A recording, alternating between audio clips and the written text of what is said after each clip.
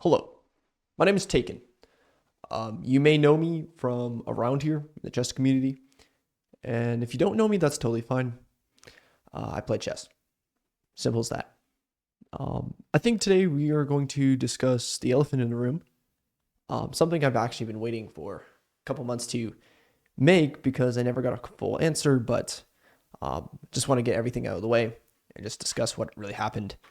Um, if you don't know what happened, my account got closed. And yeah, got closed on chess.com. And it's kind of funny because um there's a lot of stuff we need to talk about.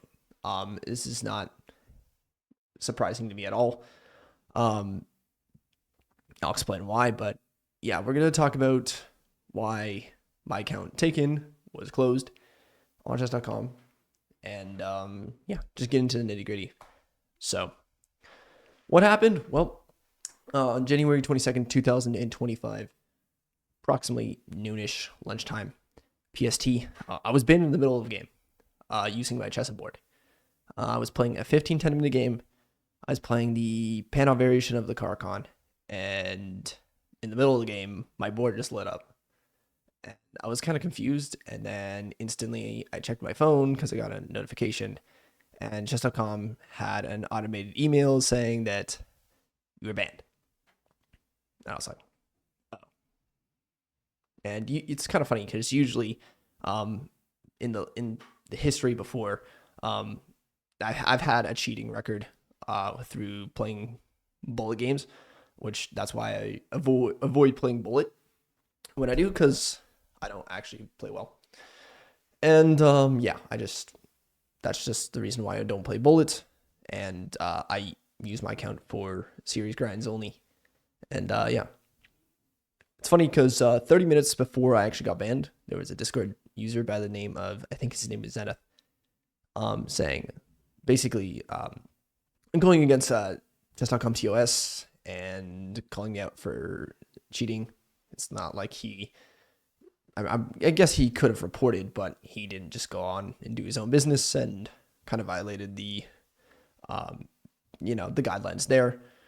But as a joke, I thought it was as a joke, and I responded with a photo, which I'll show in the next slide, and kind of just share my thoughts on that. And I was kind of perplexed because I was like, okay, that was kind of out of the whim, out of normal. I don't know why he did that, but whatever. And so continued on playing. I wasn't too upset about getting banned. It's not like this hasn't happened before. I've been banned twice.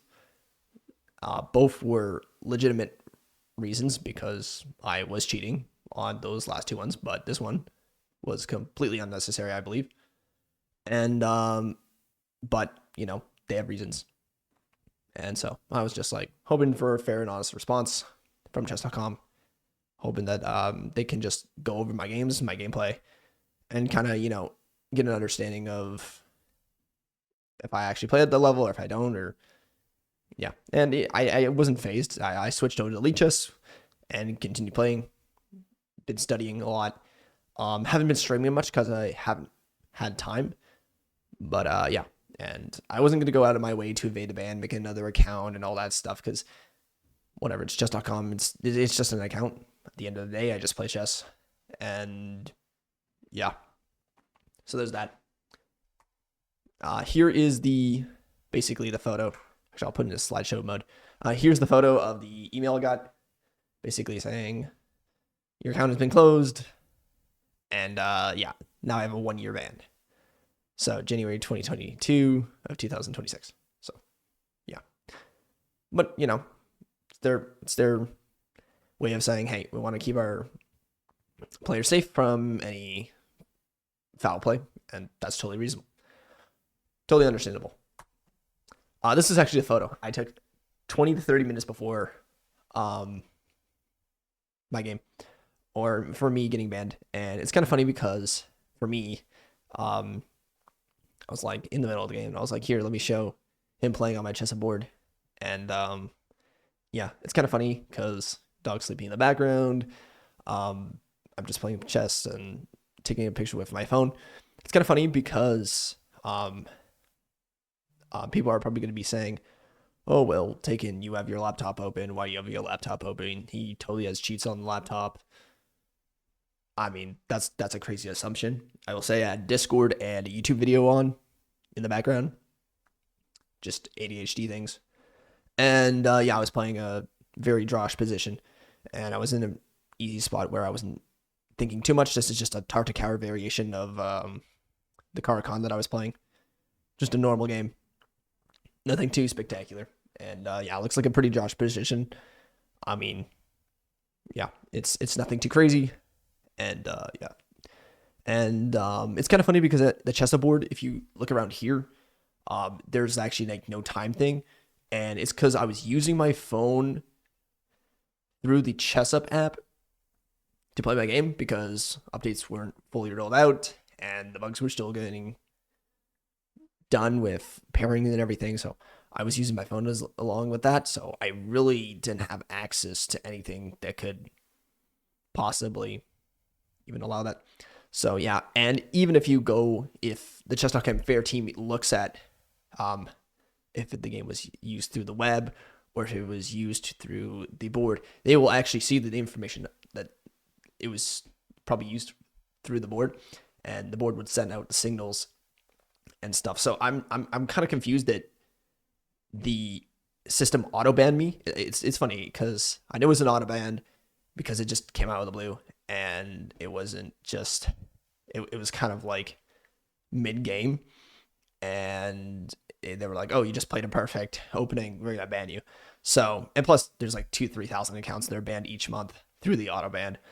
So, yeah, that's my assumption, and I'm kind of shocked that the fair play team didn't look at me actually using the board and stuff. So, whatever. I'm not gonna fight. It's not a hill I'm gonna die on because at the end of the day, they have full legal right to do whatever they want. I'm not gonna cry about it. It's just chess. It's a game.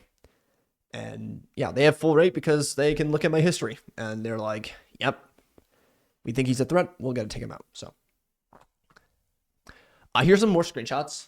I think some people were complaining in the Discord. If you look on the right, it's funny. This guy was like, I questioned their morality. Like, I find that kind of hilarious because it's just like, if he lost horribly to me, yeah, you're going to lose horribly if you play terribly. I mean, I don't remember playing this person. If I do, yeah, I don't know if you were my level or if you were not my level, but if you were not my level, you're probably going to, lose games if you played terribly and out of theory and stuff. That's just the way it is. I've played stronger players and, we have pretty even games. And sometimes I do lose horribly because I don't do well in the opening. But yeah, this is also a growth chart. This looks fairly normal. It's not like I have a total upswing. And from early August, I think July, when I hit 2,000 to the time I hit here, it's only a 100 elo push from the last 5-6 months. It's like, it's nothing huge. And I also went down and went back up, and then that was just hanging around 2,100. It wasn't like I went from 2,100 to 2,200 in like a month. That would be extremely suspicious. But this time it was just like, there wasn't a huge growth chart, and it did take lots of months. I'd play every so often, but you win some, you lose some. And of course, on the left side of the screenshot, I was losing more games than I was winning. So yeah. And if you'd also take a look at my insights, basically I had like a 60-70% loss against 2200s. I was around 50-50ing 2000s, 20 and 2100s, and that was just it. So there's all that, and I think I have some more screenshots. Yeah, so this was what people were also speculating to be weird. I basically drew this lasagna guy. He was also in the Discord. This was a fixed match make, and I was also using my chess board for this one. 98, 97. It was just a draw Scandinavian game. And it's kind of funny because if you look at the game, people are going to be like, oh, well, that's sus. You socked your rook. But it's just like, well, it's technically a Philidor defense endgame. And basically, my king was on the right side of the board, and I could just promote my pawn and gets traded off, and we're just down the kings. Nothing I can really explain more about that. And yeah, that game was 100% legit. There was no cheating involved. I could definitely say that. Yeah, it's just like early exchange of queens, and rest is history. Plus we were both playing pretty quickly, and there was no like extremely suspicious behavior in that. He was trying to get to like 20 minutes or something. So, then there's also these are my last 4 games before I got banned. So this was the 99. This is all theoretical. Then the other 3 games, I lost 2, and I won this other one. The other one was just a normal end game. Went for 69 moves. Nice. It is just simple end games. And the other game, I lost on time. I was thinking too much. The position was very complicated. And yeah. And then this is also a reason why I don't play Bullet. This is against a streamer, which is just a little dose of information about like why I don't play Bullet. I hovered at 1600 Bullet. It wasn't like I went and made a huge leap of Bullet. Also, Blitz was also normal. Like hovered 16, 17, and 1800 range, peaked at 1800, and then fell back to 1700. Completely normal. And yeah, I think the next one is just, yeah, interesting because, yeah, my appeal got denied. But the weird thing about the appeal getting denied is even though they looked over it, the first application, like the first appeal that I made, they didn't respond for the 2-month span. I then, a couple weeks ago, or maybe it was last week or 2 weeks ago, I put in another application. I was like, why did they not get back to me? This is a little abnormal. So put in my application, and they got back like in very, very quick timing. And then they sent this, and part of me speculated that it was just a complete shove under the rug, and that I believe the fair team took either too long, or they just they completely forgot about it, and then when I sent in another request, they just simply just passed it off. Also they didn't just make it a 1-year ban. They said 1-year ban, and then from the time I put in the application, so they've technically extended my ban to 2 months, or like 2 months extra. So I'm basically serving a 14-month ban, which I can laugh at it because it's just like you say one thing, you say another thing. It's a lose situation. So yeah. Also, I wanted to show you some other things as well. Show you some games. This was also a streamer reaction. So there's a guy on Twitch. His name is JJ, and he's a pretty good player. I played him on stream.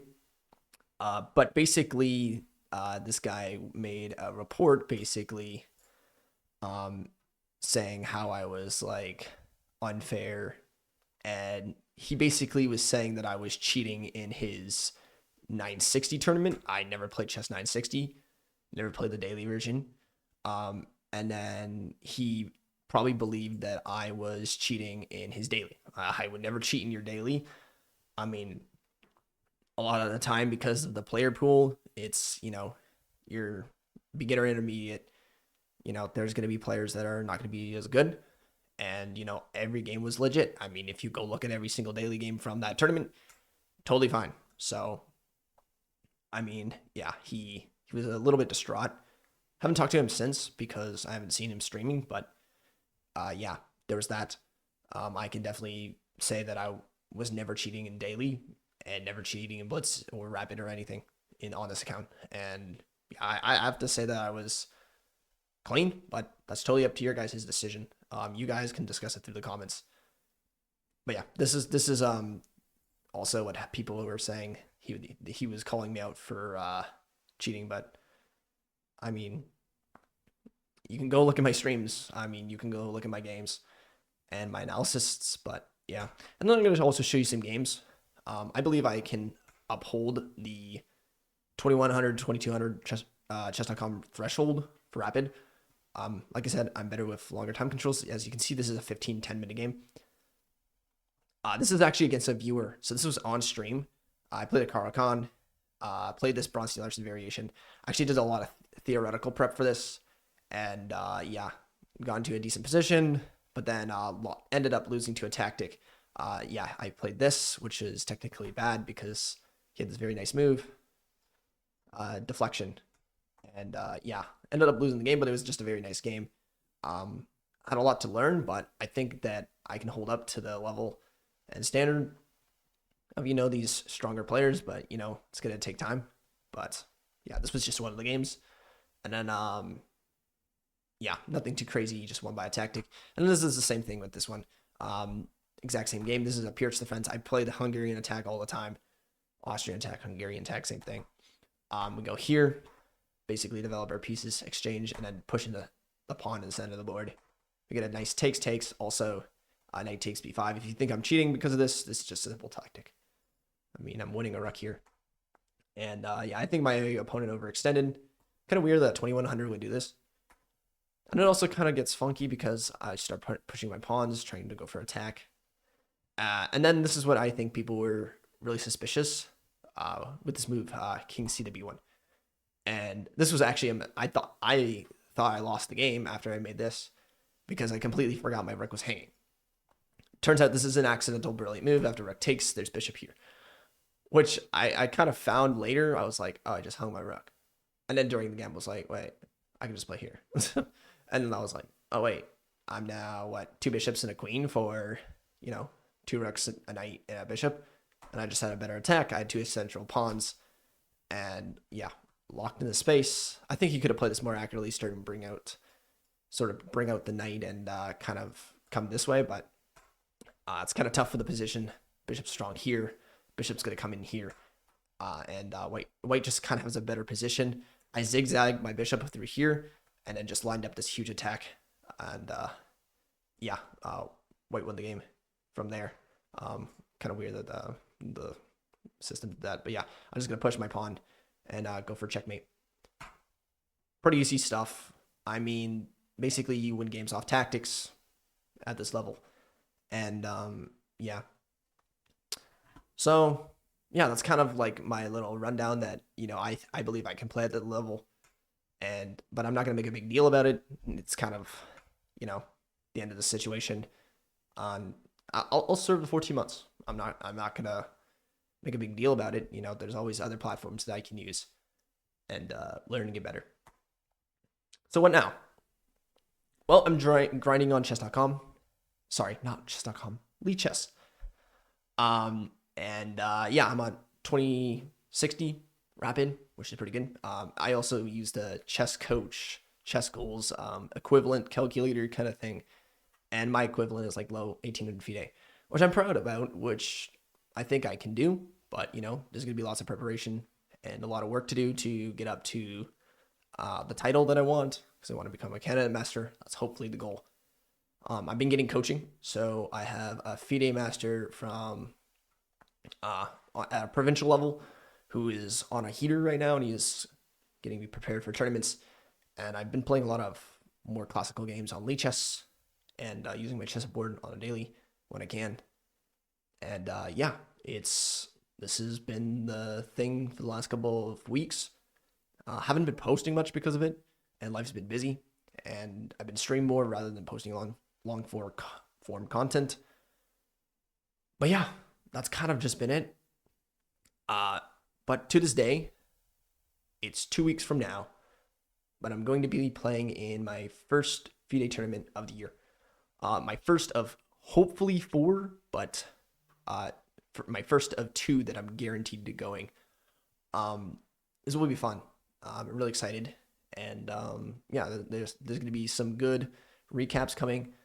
And I'm really excited actually to show you the games. But those will be released through a series of a week. And then I'll let you know the results afterward. So I think you guys will be really enjoying that and really excited for that. And I'm kind of excited to see what can happen from this. And I'm going to serve my ban. I'm still going to basically say on the premise that I think I'm legit. And, people are going to disagree. People are going to agree. People are going to stand on my behalf. But at the end of the day, it's up to you guys. That's just kind of how it goes. It's just a quick rundown. I really wanted to make this shorter and more simpler for you guys, not to, be lottie-dottie about it. But yeah, still gonna play chess, still gonna stream, still gonna continue life. And yeah, if you guys want to join the journey, subscribe.